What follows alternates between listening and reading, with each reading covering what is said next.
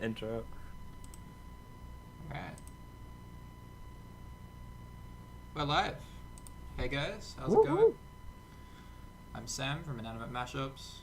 You've met me before. You've also probably met the person I'm with today, Mr. Adamusic. He's just released a Hello, new single. hello.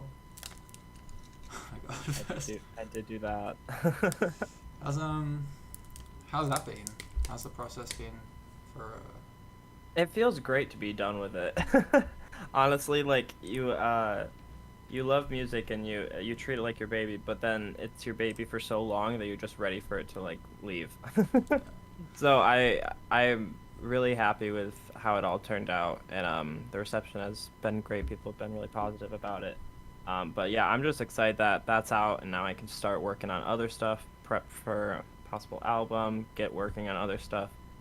Just because I've been sitting on this song for about 4 months now, that I'm just ready to, yeah, move on to the next thing. 4 months, far out. I know, because I know with my music generally, like, I'll sort of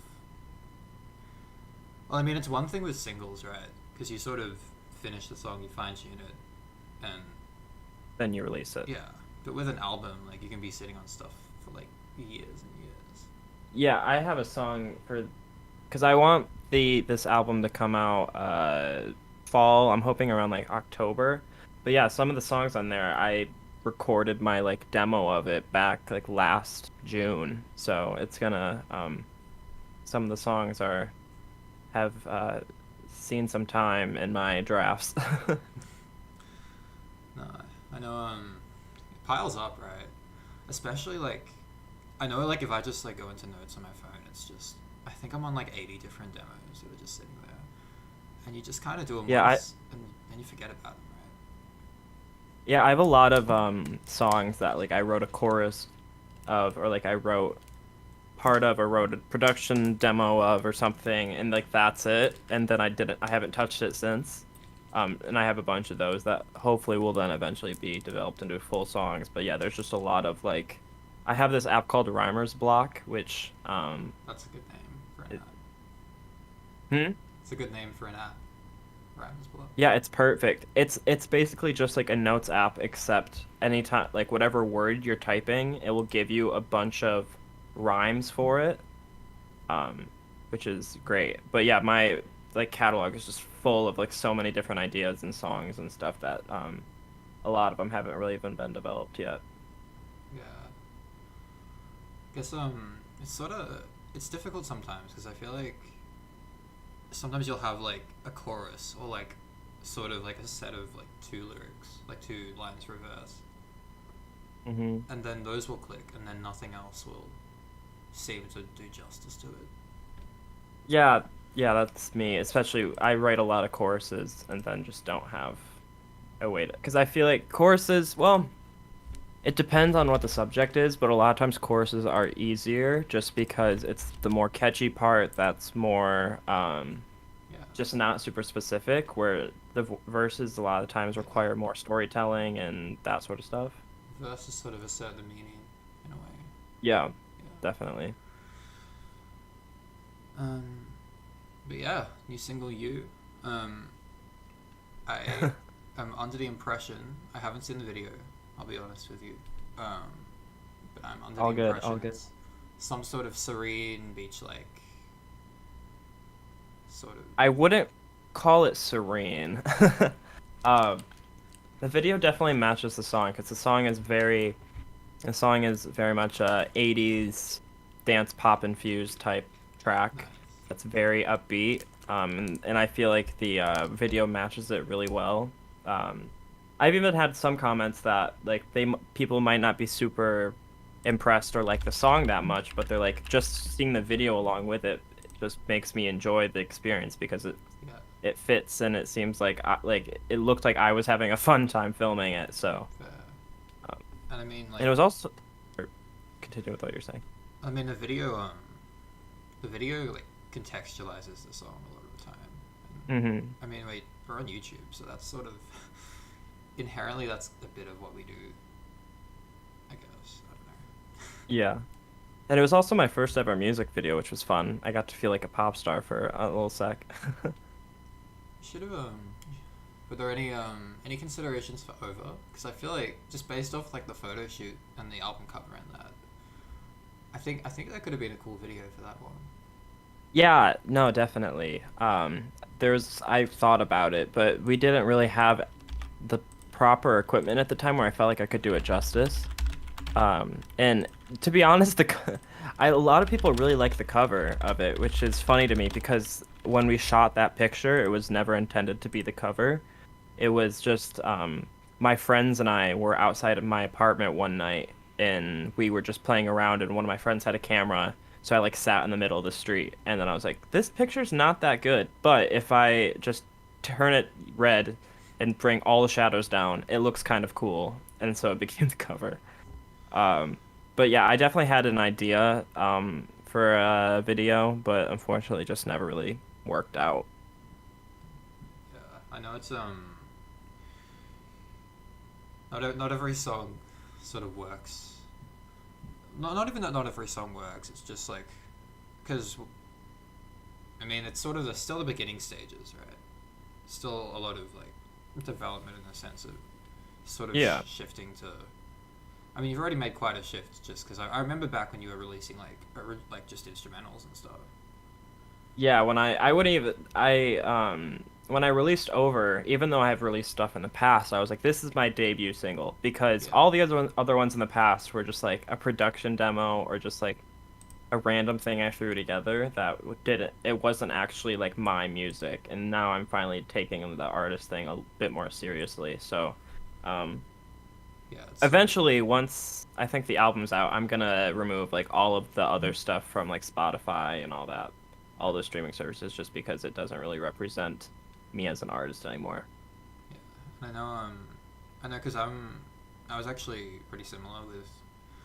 I don't know if you've heard anything that I've done, but Yes, I have actually. but I I thank love you it. first and foremost for that. Um, I think I started around like late 2015. I dabbled in like because I pirated FL Studio when I was like 14. And I pirated Ableton, so we are on the same page. No one say anything. No one in chat. If you snitch. It's okay. I bought it now, so at least I'm in the clear. I don't know about you, but Oh yeah. I mean, I bought it for the wrong reasons, because I didn't have. I got my first job this year, Mm. and I was finally able to shell out for FL. But I did it because like, I pirated the new one wrong. Like something in it was bugged, so the automation wasn't working, Oh, and I basically just said, "Screw it, $600." it's $600 for FL. Well, it's okay. So it's like $100 for like the standard. You get like a few plugins, but it's not really ideal. Yeah. I used, I think the version of FL12 that I had like through like the past 5 6 years that I pirated was like the best version of FL. So it had all these random plugins and things, and I ended up getting reliant on some of them. So I ended up kind of having to shell out for the better one in a way. Cause of that. Yeah.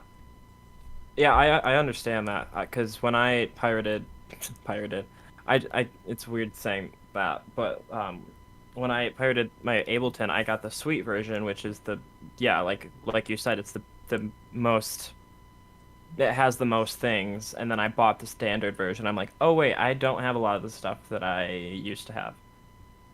But I unfortunately was like, "No, I'm not paying more." So I'm just trying to get used to not having it. Yeah. No, I know. I mean, it's sort of like it's almost a bit of a bad habit to get used to stock plugins anyway. Like it's a good a good starting point. I'm very guilty of this, by the way, so I shouldn't be saying that.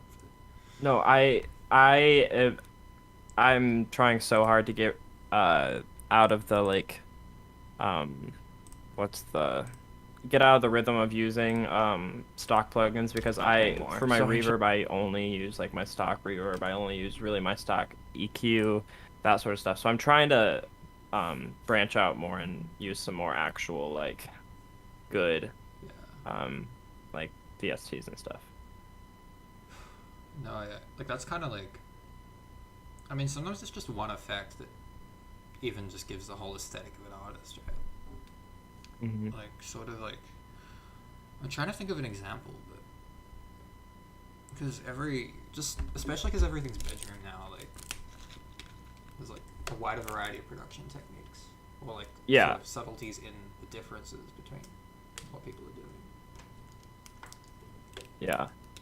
Um, It's yeah, everyone's different. it's good though. I mean, like, I feel like there's a lot of nostalgia for like sort of 2010, 2011, like the club boom and that, like, and a lot of that music still bangs. Don't get me wrong, Oh yeah, yeah, definitely. but I feel like there's a diversity now that we didn't really have at that time. Yeah, I think music now, whether you think it's like better or worse than 10 years ago, is definitely more diverse, Yeah, at least in general. Because like back then, a startup singer-songwriter really with no back like label backing could never make a big impact, and now it's possible, but we've seen so many people do it, which is great. yeah, I know it. I mean, the obvious one is Billie Eilish to me. Yeah, Like definitely Billie Eilish. she's like instantly just carved out her own lane, and Yeah, Billie Eilish. There's well, even TikTok has helped a lot of um artists explode, I guess, in the music scene. yeah, And even just streaming in general has helped a lot, just because anyone can, have their song go big on a streaming service, no matter how much label money they have. yeah.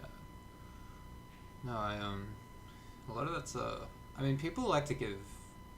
I don't know what your opinion is on the whole like is Spotify evil kind of thing with the like a little like because they obviously they don't pay artists very much, but they've provided I a use lot of. Spotify. Not into So it. yeah, I understand the complaint of Spotify not paying the artists. I 100% agree with that, but also I use Spotify and like it. And I guess for me as a small independent artist who I know I'm not gonna really make that much money for my music, and I know going in that I'm gonna be spending way more on this than I'm actually gonna make out of it. Um, I guess it doesn't matter as much to me because I know either way I won't make that much money. Yeah, it's like no, I kind of feel the same. I think like it's almost a little. I don't want to say entitled, but the expectation that Spotify is going to somehow give you dividends for music that I mean, if you're making music, you sort of do have to expect that you're probably going to invest in things that aren't going to come back, at least financially, right? Yeah. Like I would say every single song that I put out, I've spent 10 times. Well, okay. Let me stop there. I think like certain songs I've maybe made close back to what I spent, but there's like some songs that I spent 10 times more what I made from it. Um, so yeah, it's I think part of it you kind of have to like I hate the phrase manage your expectations, but um when it Yeah, comes to, yeah, getting paid, you shouldn't really expect, you know, making bank from a song that gets like 1,000 streams. And that's coming from someone who only gets like 1,000 streams, and I'm like, oh, yeah. yeah, I'll only make like $2 from this, but it's more just kind of the experience and, It's like starting off. the excitement of seeing your song has gone from under 1,000 to like having a presence on Spotify. Yeah, when it goes from less than 1,000 to actually having a real number, and you're like, oh shoot, here we go. Um, so I think I'm just checking because I was gonna have Dan. I don't know if you know Daniel Kendall. He does like Imagine Dragons the score as well. He was originally gonna be on last week, and then I had something on, so I couldn't. But I think some people. I'm just checking the chat. Oh yeah, I don't even have it open, so I don't even know what the chat's saying. Yeah, it's just a few people that have come through. Um, It's not super busy at the moment. I think we'll have people just stream in, like, as it goes. Yeah. I don't know. I almost like having these kind of things, like, because by the time we get to like episode 9, episode 10, it'll just be this documentation of all like these different creators. Yeah. No, So, and I think what you're doing is awesome. Like, just being able to talk one-on-one with like people who do the, same thing as you is awesome. so I guess like in a way like this would be a good segue to like ground, just a few ground things. There's probably a few people in the stream. I know last stream there were a few people that like sort of aspiring mashup creators or people that have sort of dabbled in it. First question: who, or like, is there like a specific video or creator that inspired you, like back when you started? Yes, I started doing mashups because of Daniel Kim, which I feel like is a lot of people, a lot of like our generation, but like Yeah, no, our wave of creators that was one of our big inspirations because like when I started in 2015, actually 2014 technically, um, there was like 15 less, maybe more like 10 YouTube channels in total that did mashups, like ever. So it wasn't like it is today where there's like hundreds and hundreds. So yeah, I would say I think his 24 I watched his 2014 Mega Mix, and then that inspired me in like 3 weeks to make my first year-end Mega Mix.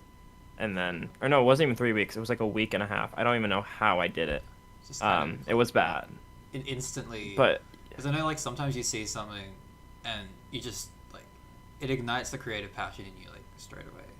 yeah. Kind of thing. No, I literally saw his mix, and then, like a week later, I was like, okay, I'm making one, and then made the entire year end in like a week and a half, and posted it on New Year's, and it wasn't great, but it was definitely it was the kind of kickoff, and then from there, the rest is history. Yeah, it's kind of the start point.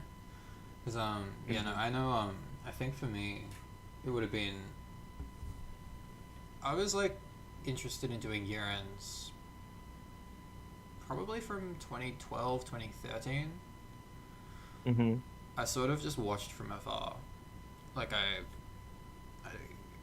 was really into, of course, DJ Earworm's 2009 mix. I think every single person. Weren't we all? Yeah. That one's it's timeless. I have like, now that I've mentioned it, I have like a craving to just go and listen to it. Which is probably His 2009. 2009, yeah.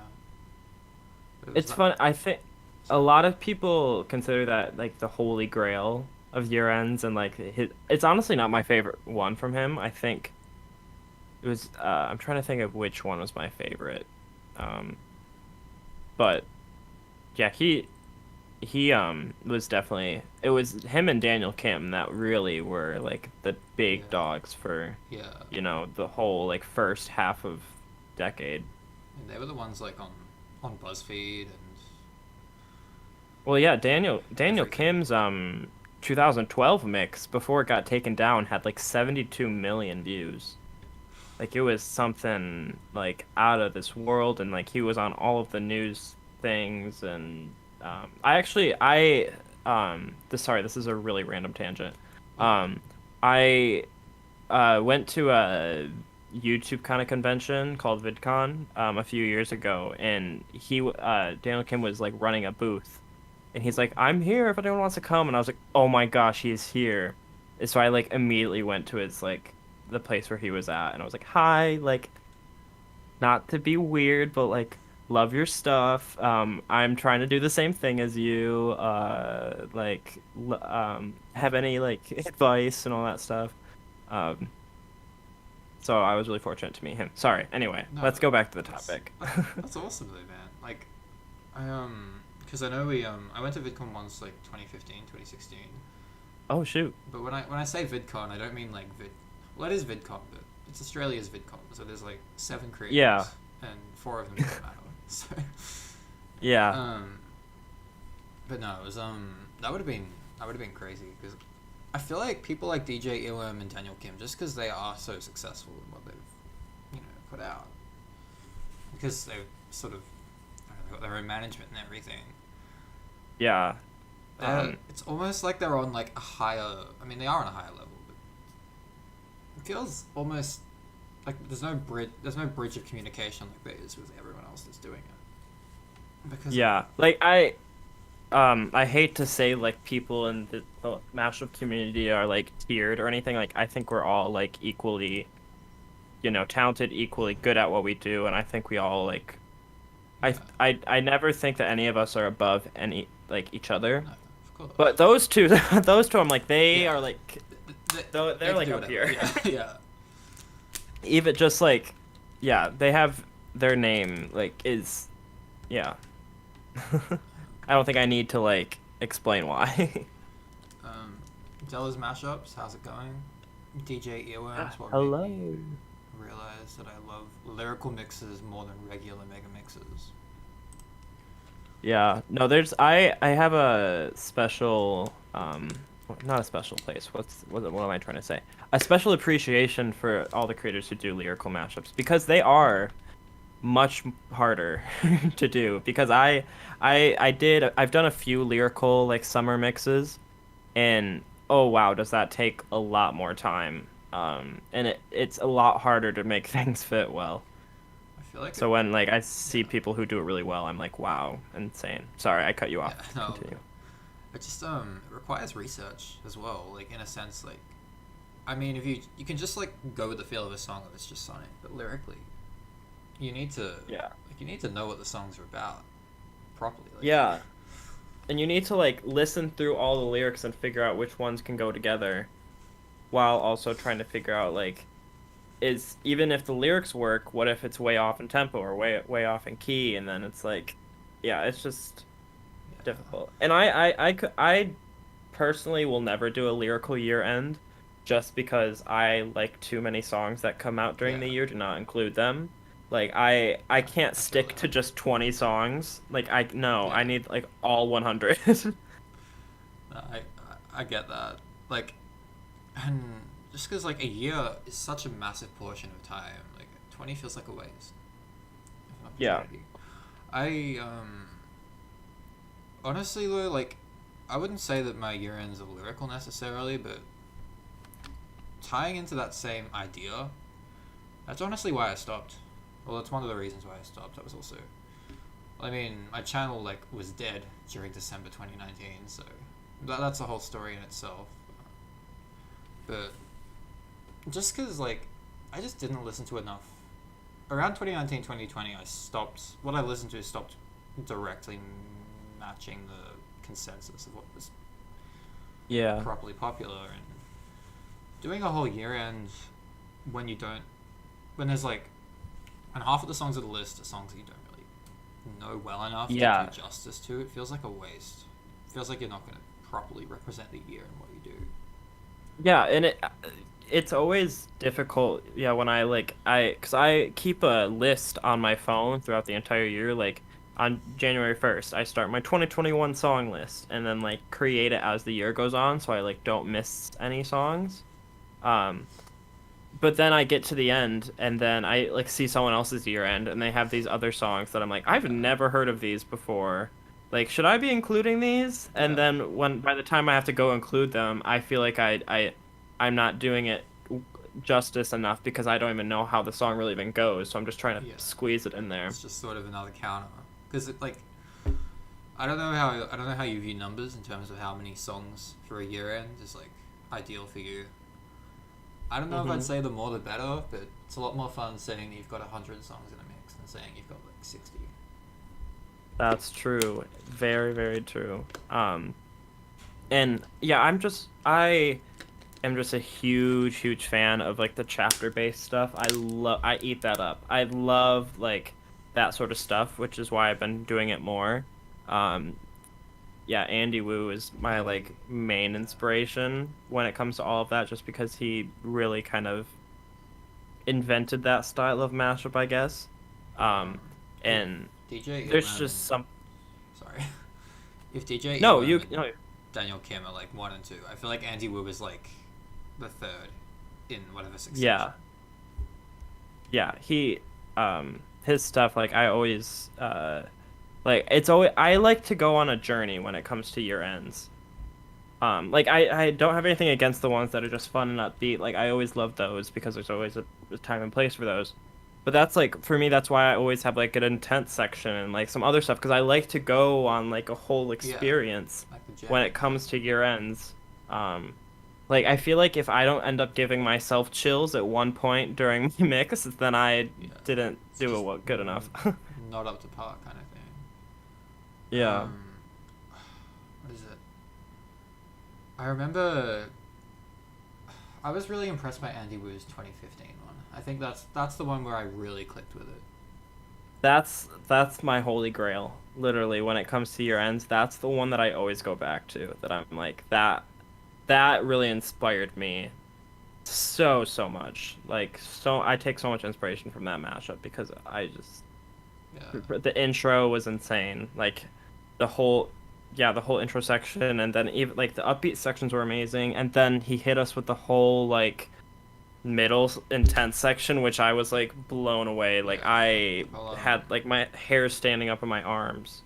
and I feel like every time like you thought it had hit its climax, it just kept sort of spiraling into Yeah. something even more intense. And Yeah. Warriors is just like the best instrumental for everything, honestly. Yeah, I feel like I go back to the instrumental at least like once a year to be like, "Hey, let's revisit you and use you with a different song." Yeah, I don't know. I know. Yeah, no, I'm the same. I've used it like, but I've probably got like 4 or 5 different Warriors mashups on my channel. 3 of them. One is one of the Imagine Dragons mega mixes. One was some other mega mix. Um, that came out in the past year and a half. And one was just a mix with Bleeding Out. And all 3 of those videos are like top 20 on my channel, I think. Like out of like a lot of videos, like 500, Yeah. 600 videos. People love Warriors Yeah. mashups. Yeah. Well, your Imagine Dragons stuff always just goes hard. Like your like artist mixes of them are just always like insane. That's why they always do huge numbers because they're just great. Thanks, man. No, those are they were a lot of fun. I remember because before I started that whole thing, I was actually kind of against mixing a lot of the same artist. I thought I was sort of in the headspace of this isn't gonna really show anything different because Yeah. you know it's the same band that doing the same thing. There's no contrast, but Hmm. there's a different sort of beauty to it, and kind of I don't know. It took making the first one to realize that. I think.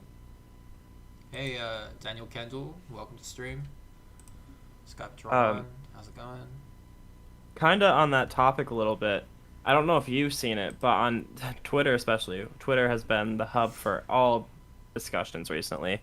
Um, For sure. there's a discussion about like genre clashing mashups and just like the community in general and Oh yeah. just like should because it was Booty Mashups that was kind of like the head of the discussion that they were like, hey, where are the genre clashing mashups and I think at one point she even like mentioned my name, like saying like Yeah. you could give so much more, and I even like DM'd her and I was like, or Adriana, and I was like I am I agree with what you're saying. Like I'm not gonna lie and say that I make the most interesting mashups ever or I make the most crazy combos. I a lot of the times it's just like a pop versus pop thing. And I think uh it's that kind of discussion has caused a little bit of a divide, I feel like, because Mm. um it shouldn't there shouldn't be like a you're better if you do this kind of mashup or you are um worse if you do this kind because I feel like there's certain channels that are good at certain things and certain channels that are good at other things. And I Yeah. feel like I myself know I'm mainly just a pop versus pop guy. I Yeah. know that a lot of times my mashups are just like a new hit that's popular with another semi hit, I guess. Um, And like not which, everything has to be groundbreaking. Like there's yeah, that's, you know a lot of people just listen to music that they enjoy the sound of, feels good to them. I don't think people are necessarily and I was gonna tweet about this, and I wrote like 3 or 4 different tweets in drafts, and I deleted every one because Twitter sucks. Twitter sucks, and nothing good comes out of tweeting. But basically, the point of it was like it brings up the question of whether people are obliged to further their art form. I think like, Hmm. and I would say no. Like, just in the sense like, not everyone has to do the whole William Moranchi thing of like taking one thing Yeah, to and something totally different. my my perspective on it is that the mashups that I listen to the most are the pop versus pop mashups. Like, Yeah, I am only 20 years old. I am not really old enough to appreciate a lot of those genre bending ones or those like really interesting combination ones because it's just personally not the music one I grew up with or just I find the most pleasing to my ears, I guess. Not saying that they're bad or anything because they're always amazing, but I just for me, I make the type of mashups that I like to listen to, yeah. um, And which I feel like and why we else? shouldn't have to like. Like, why would you do it uh, if it wasn't something that you enjoyed listening to? You know, Yeah, why and would you? um, yeah, those always feel the most natural to me is when there's songs that I like that they might be really popular, but as long as I like them and I like the mix in the end, that's really all that matters. I feel like we shouldn't have to cater to a certain kind of demographic, because, we all are our own person, and I think like if this artist is really great with making genre clashes, great. They have their kind of like space because I know I'm not the best at those because I mainly do pop versus pop, so I'll stay in my lane, let them thrive in theirs, Yeah, and I'll do my thing that I know I'm good at, and then just try, and yeah, because we all benefit from hearing like what I guess hearing each other's different skills and things. yeah, and Like, what's the point of yeah, having all of us in the community if we all do the same thing? yeah, Um, no, which is exactly. why I feel like we all kind of have our own little niches in the niche of Yeah, the mashup community. Um, and I mean like yeah. I feel like that's how you build an audience on YouTube. Really, really anywhere I guess. Maybe not anywhere, but on YouTube, like you have to do something that no one else is doing to some extent. Like Yeah. no one else was. I mean, people were making Imagine Dragons mashups, but no one focused on. I think because I was sort of like a pump out creator for a lot of the alt bands that were still pretty popular, and generally that was sort of most of the channels that were doing that kind of thing were doing a pop versus pop thing, and like sort of like a Stan Twitter artist Yeah. sort of selection.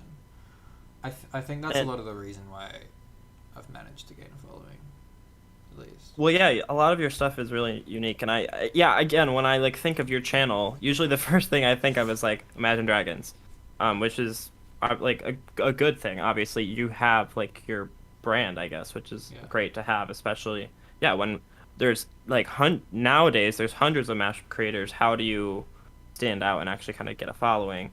Um, and yeah, I guess for me personally, like I know I make mainly pop versus pop, but I do pride myself a lot on kind of the emotional stuff and the intense stuff and just trying to make like an experience out of music. Like especially my it was the my 500,000 subscriber mix. I was like, I want this to be the most cinematic musical experience the world has ever seen. yeah, Uh, and yeah, I think that each of us have our own thing, and I think it's great that we all have our own thing. I don't think that we should have a debate over which one's more valid because in the end they're all valid. yeah. Of course. And yeah, it's just like nothing. Everything you make is going to be valid. If it's Yeah, you doing what you want, doing what you love, yeah, like why else are we here? yeah, Um, yeah. But the whole branding thing that's interesting because I know for my channel, I have a pretty pinpointed thing with the whole Imagine Dragons thing. I feel like because you've got like original music going on and because you used to be super scream rock, right? And then you oh yes, oh rebranded. yes, yeah, thank How God. or what was the process behind sort of shifting your image? as a mashup creator? Yeah, I Super Scream Rock. I still can't. I don't even. I'm trying to think back to when I made that name and like think about what my thought process was making that name because I really don't know what my brain was doing when I made that. But Super Scream Rock was the name of my original YouTube channel that I made back in like 2008 when YouTube was just starting. And I made it because, I was a kid and I was like, I want to make YouTube videos. But I didn't really make YouTube videos. It was more just like I just posted randomly. And then when I, decided to do mashups, I just posted it on that channel because that one, I wasn't gonna make a whole new channel, I guess. Um, Yeah. and then once, I started kind of blowing up and after, I really started to do some numbers, I was like, okay, like because I think I was like 15 or 16 at this point, I was still pretty young. Um, Yeah. I was like, well, if I want to capitalize on this and, potentially make this an actual job or make this an actual career, um, I need to change my name. Yeah. And I decided on Adamusic because long story short, I don't want to take up too much time talking about it, but Sure. what another one of my inspirations for starting original music and just starting music mashups, all that in general, is that when I was like 8 years old, my dad showed me GarageBand, and he's like, "You can take these loops and put them together and make songs." So like, I have tons of songs that I made when I was like 8. That's just like GarageBand loops put together, and I would take them, make a compilation, and make a CD, and have like an album, like make it an album basically, and I called it Atom Music. So I was like, oh wait, this is kind of amazing. Let me use this name, turn it into my current name and brand, and again, the rest is history. That is really sweet. I mean, Adam Music is a killer name. Like, The that's just only it's so clean. problem is that so many people think my name is Ada. The amount of comments that I get that are like, "Good job, Ada," or like, "I love this, Ada," and I'm like, yeah, thank you. Close. Almost there. 75% of the way. Yeah, almost. Missing one letter there. But I guess it's my fault for making it one M, but whatever. Live and you learn. If you had anyone call you Adam Music, like Hmm? Adam Music, like first name Adam, last name Music. Oh. No. I think most people know that it's just like my like username. So Um I that feel would be crazy if it was. a bit of a boring name, Adam Music. I feel like Yeah. the fact that it's like conjoined, that's what makes it good. Thank you. Yeah, that was my thought process. I was like, yeah, one M, like it connects the M's in Atom and music, which is why when I like made my logo, it's I don't really use it a lot now, but it's the logo I still use in my commentary videos. It's Atom in one color and then the Uzik in a different color to kind of make it Yeah. show that it's like Atom music. Yeah. But again, still love hearing Ada sometimes. Um, yeah, no, it's interesting, like, because you start out, you just sort of put whatever out, and we both gotten to a point where we've been able to snowball a little bit with our content. Because I know, people that go on the streams call me Sam, so I get Sam sometimes, like maybe like if they're referencing me, you know, like 20% of the time it's Sam, and then like 80% of the time it's inanimate, but I don't know. It's kind of sweet how people colloquialize it. That's a word. Hmm. Yeah. That's the formation of community for you. Hmm. Um, yeah, I'm just trying to think. Um, I uh yeah, Out of Music was I love the name, but when it came time for like original music, I was so unsure where to go with it because I was like, when it comes to releasing original music, I don't know if I want to go by Adam Music. Like Yeah, that works for like a YouTube handle, but when it comes to an artist yeah. name, I'm like, It sounds a little. it sounds a little too on the nose, like Yeah, artist, like music. So I was like, might as well use my real name and hope that people still know it's me. Which so far has kind of worked. I think there's a lot of power in using your real name. It's sort of I mean, it just sounds more honest because you're presenting yourself fully as a person instead of like. I Yeah. think people connect to that. And I also think that if I guess for me personally, I know with my audience, I a lot of the times make the joke that my audience hates me, not for like my like actual like my supporters like in my Discord and stuff, because like I know how much they're supportive and it's amazing, but like when it comes to like my YouTube channel, uh, and like I a lot of times, which is toxic, like I hate that I do this. I'll like analyze like my ratio between like my subscribers and my Yeah. views that I get, and like No, a lot of times, like when I post content of myself, like I posted a day in the life video, I spent like 5 hours on like filming and editing. And then I posted it and it was like 0.05% of my subscribers yeah. watched it. So I'm like obviously they Yeah. follow me for the music and not like my own content. Um No, I. which is Yeah. understandable. But yeah, it's hard when it comes to releasing like your own stuff because people don't really care a lot about you as a person. It's more about, the Yeah. music itself, which is why I was like, I feel like I have to name my original music by Adam.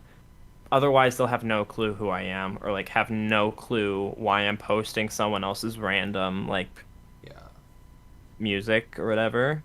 Um, No, I definitely I feel that, and the whole thing in terms of sort of trying to branch out in terms of the content you do, sort of cement yourself as more of a personality, right?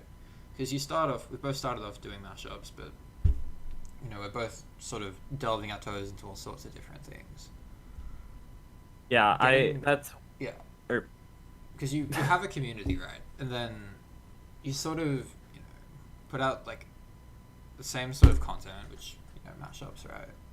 And so you do build like a following, you build regulars, you get used to the idea that people are following you, but ultimately people are there for like because YouTube is so niche, they follow you for one thing mostly. And yeah, it's and it is a rebuilding if you do something else. yeah, that's why I got into it this past year. That's why I got into live streaming because I was like, oh, I can have a way more personal connection Yeah, with the people that follow me, which has been amazing. Especially like when I made my Discord, that was amazing to like actually talk to the people that follow me. Like that was a crazy experience, and it's like something that I've yeah, never really felt before. It was also like this reason why I started TikTok. Like I post TikToks almost daily now at this point of mashups. Um, because like I know that on TikTok, like I've been able to make myself part of my content because like it has my face in it and it's more personalized to me. It's not just like two album covers right next to each other, yeah. which has helped me a lot kind of establish more of myself in my brand than just, the remixes. Yeah, I mean, I feel like now we're at the point like, I hope I've got the right photo for your YouTube PFP, Yeah, that's but it's perfect. it's just your face, right? So Yeah. we're fully at the point where, you know, you are the center of the image, which say it's worked. Say it's worked pretty well for you. Yeah. And like even just the small like I put myself in like my banner on YouTube and um that sort of stuff. Like I'm very fortunate enough that my kind of crossover to commentary has done well. Um I'm very fortunate of that because honestly I did not expect that going in. I was like, maybe a few people will watch this. But especially my Katy Perry video, I don't even know how that did well, but yeah, it is nice to kind of like try new things and have people actually, receive it well and actually enjoy it. How so was the Katy Perry, was it the first project of that size that you'd done in terms of a video analysis? 'Or was it sort of like that's just the latest one? Because I remember I haven't seen it, but I'm planning to. I'm planning to. No worries. Yeah, no, it was the first kind of big video analysis I've done. Last year I tried to start getting into more videos of me where I would do like rankings. Like I was like ranking these songs, ranking whatever, ranking this stuff. Yeah. And I did it for a little bit. it was kind of fun, but I don't know. It wasn't really fulfilling, I guess, Yeah, it's sort of just like and it listing. Didn't yeah, and it didn't indulge, you really know. it didn't do like that well, I guess, and compared to some other stuff. But I feel like I have so many opinions and just thoughts when it comes to the music industry, and Yeah, I feel like sitting like doing research and making the videos that I would want to watch. Like I love commentary videos. I put commentary videos on like all the time, like if I'm getting ready in the morning or that sort of stuff, because I can just listen to it. and Um, there's so much good like music content, especially now. Like I don't know if are you into Todd in the Shadows at all? I do not Do you not know know? of. He's like Sorry. all good, all good. He does like pop music reviews. He's been going for like he was originally on That Guy with Glasses with Nostalgia Critic and everything, and he's sort Wait, say the name again of of. Todd in the Shadows. Wait, let me look up the. Feel like I know. He's the guy, the silhouette guy on the piano. Oh yeah, yeah, yeah. Okay, Yeah. I should have assumed that the guy in the shadows was Todd in the shadows. But yes, I actually yeah I've seen him before a few times. But no, he's really good with analysis, and he's like I feel like sometimes music criticism can be a bit. I'm trying to think of like a polite way to word it, but it's like Yeah, no, I know what you're pretentious, trying to say. pretentious. Yeah. And Um. or Sorry. um, I guess what I was gonna say is that I personally always just want to be as like nice as possible when it comes to music because as an artist, Yeah. as someone who spends months making music, I would hate to like shit on something in a matter of like 5 seconds when someone spent like Yeah. months Two, three working on it. years on an album or something. Yeah, Yeah. I feel like it's not really. I hate kind of how nor I hate the word too. I hate how normalized, I guess, being rude about things are, I guess, online. And when it comes to like music commentary and stuff, I try to always be a bit, more on the positive side and, Constructive. always, yeah, Yeah. constructive and look at everything from every angle because I feel like we have enough people and just enough things in our lives today that is just completely scrutinizing and just rude and not very helpful and Yeah. I don't know. I just want to try my best to Yeah. Sort of. kind of create a positive environment. I guess that makes sense. No, and I think with I mean it's such a cliche thing to say that the world's like so disconnected and everything, but Yeah, yeah, but because it is. yeah, like especially because of COVID, like it's made it. Well, obviously we're not talking in person as much, right? So Yeah. because communication isn't as good, things aren't represented in the way that they need to be, and then it's like disputes happen Yeah. and people get mad and Yeah, and I'm also the type of person that takes I try not to, and I don't a lot, but there's some things that I just take personally a lot. Um where like even if it's like a one nasty comment on one of my videos or like a rude thing about like my music or something, read that and I internalize it and then start to kind of like get in my own head about it, which is like obviously not healthy. But that like experiencing that firsthand has made me more I feel like I'm trying to figure out a word that's not like sounding like I'm trying to toot my own horn because I'm not, but sort of it's like built thicker more skin.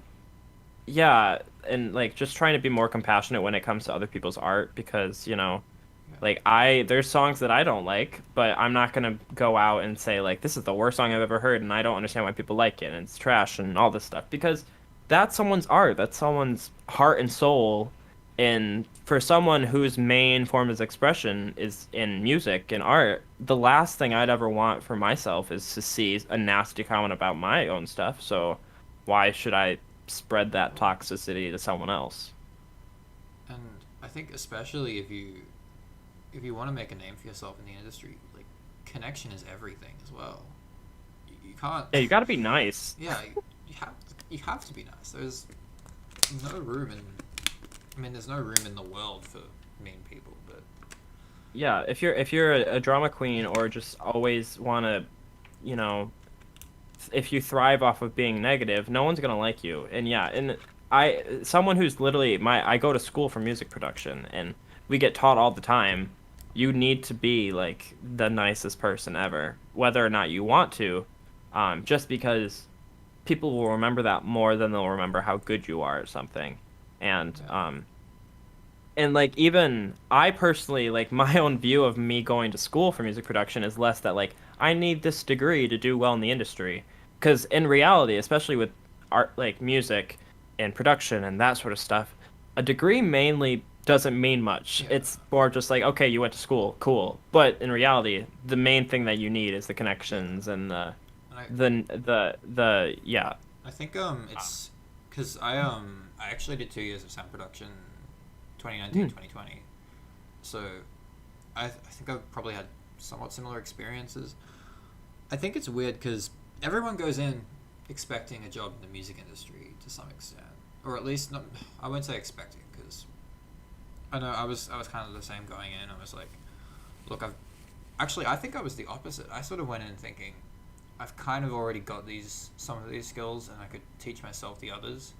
I just wanted an official qualification so I could hmm rep myself. But a qualification, at least in the realm of, Australia, and like it's good, but it's good for everything except for the music industry. you know? Yeah, no, it's good for everything except that. Yeah, because again, no one really cares about it. They're mainly just like, so are you good? Are you nice to work with? And do you know people? Yeah. That's like the main three qualifications.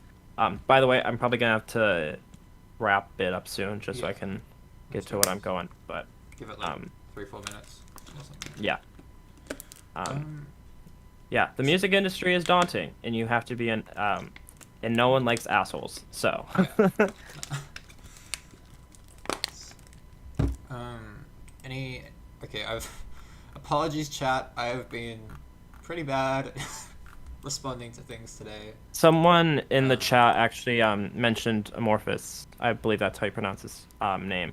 I love him. I'm so proud of him. I think he's doing the most amazing things because he's working now with Kehlani and Victoria Monet, and he's always been the most humble, the most appreciative guy, and I'm so happy that he's getting all the stuff he deserves because he's truly like a like I don't even personally really know him. We've DM'd a few times, but he's just really like Yeah. a genuine guy who wants to make music and just wants to be nice to people and have connections, and I admire that so much.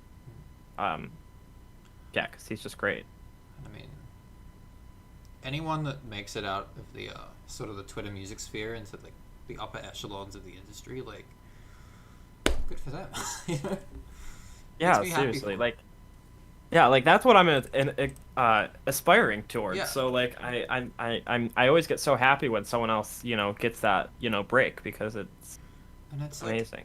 it's so ridiculous to like. There's infinite room in like I know obviously the music industry. It's quite.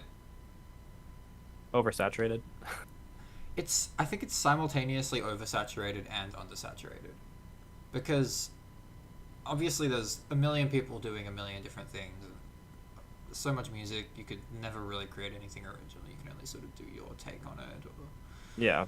But at the same time, and again, like to go with a whole variety of music at the moment thing because of the internet and everything.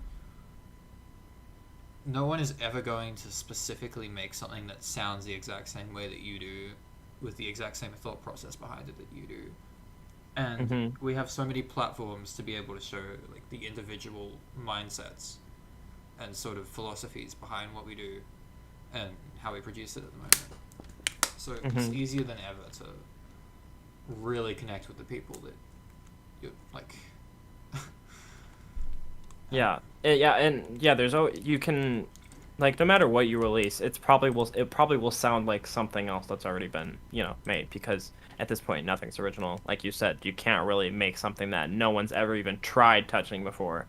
There's some maybe little exceptions, but um it is cool because like even when I go it like I've like made songs where I go into it having my inspiration and try to almost mimic that Yeah. song or whatever my inspiration is. But then no matter what happens or how much I try to mimic it, it always comes out as something unique and more Yeah. something to myself because we all work differently. And no, yeah, no matter how much I try to like replicate something that's already been made, in the end, you put your own personal twist on it and make it something completely new because you are your own person and don't have the same mind that another person had. Yeah. Um, That's the beauty of but music. Unique the expression. beauty of music, um, Um, yeah. any any last questions, people from the stream? Any Speak final words? speak now or forever hold your peace. Forever hold your peace until your next stream or my next stream. Yeah. Just for you like 5 days. Yeah. Far out. I haven't done like a straight mashup stream in a long time. Do you mix on your or do you like alternate between review and Yeah, mashup? I have been rough recently when it comes to my scheduling and just being consistent, just because I've had so much going on in my life when it comes to music and just my personal life. Especially with, what kind of went down on Twitter, the past few weeks. I was just like not in the mental state to do it. Um, and but yeah, I do, not as much anymore, but usually I do like a request. Like I do a few requests where like people can send a request and then like I'll do a Yeah. review stream. Like the stream I'm gonna do next week is I'm gonna be reviewing people's mashups that have used my own songs in it, for That's fun that's because I good. think That's like good. it's fun to like like that's also the coolest thing. I One of my last things I'm gonna say is that um like when I did realize that I do have like a following that does care about me was when I released like one of my songs a few years ago, and then I looked online and like a bunch of people had made mashups of my own song, and I'm like, this has come full circle. Like this is I'm so honored. Like it makes me so happy. So yeah, I'm excited to see all those on next week's stream. So sweet. I might make one. Yeah, Next time I stream, I'll pull in the instrumental. I love the instrumental. I don't like my own voice, so like it's okay if you don't use the acapella, but I love the instrumental. It's eternal struggle. I can relate. Trying to get Yeah. because are you um I don't view myself as a singer, even though I sing my own songs. I don't know if you Yeah, resonate with that same. statement. Yeah. um, Yeah. Beauty of Ableton, beauty of Beauty of autotune. yeah, beauty of autotune. Uh, yeah. Well, thank you very much for having me. This was great. I thoroughly enjoyed talking about all these topics and just talking with you. Of course, it Um, was great to chat, man. I'm glad we were able to do this. yes, me too, me too. And thank you to whoever is watching in the chat. Yeah, Um, thanks for coming, guys. Um, Mashup Chat number 3 will be coming hopefully next week, but we'll see. And yeah, all right, well, peace out, everyone, and thank you again,